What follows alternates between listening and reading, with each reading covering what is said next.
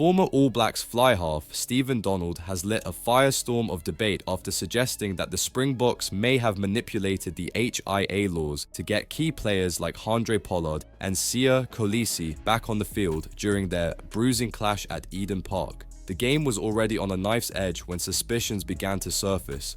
Emoni Narawa was gone after 7 minutes, Cody Taylor was ruled out with a head knock, and Samisoni Taukeaho had to play the rest of the match. Later, Wallace Titi and Geordie Barrett both went through HIA before being cleared to return.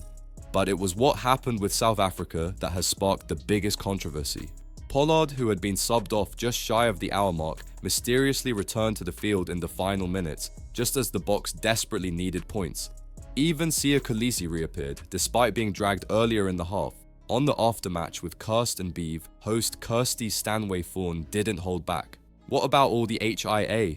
Clearly, this was a very physical match because it seemed like, particularly in that second half, every 5 minutes another player was being dragged off with a HIA. Whether some of those were legitimate or not, whether some were the mouthguards lighting up, or whether there were actual contacts that were being seen, there was a lot of people coming on and off the field.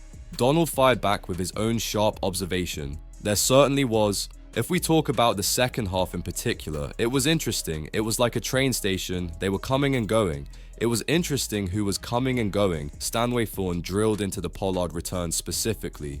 The most interesting thing is how you end up with Handré Pollard back on in the last 7 minutes when you're down by 7 and you need a win. And Siya Kolisi's back on in the final 10 as well. Two people that had been dragged 10 or 20 minutes into the second half. Donald's response was biting. Are you suggesting that it's a potential coincidence?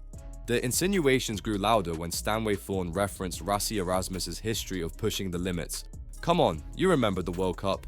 Was it the quarterfinal where somehow Rassie managed to have his starters, have his bomb squad, and then have his starters back on again? There's only one person in international rugby that's able to do that right now, and it's him and South Africa.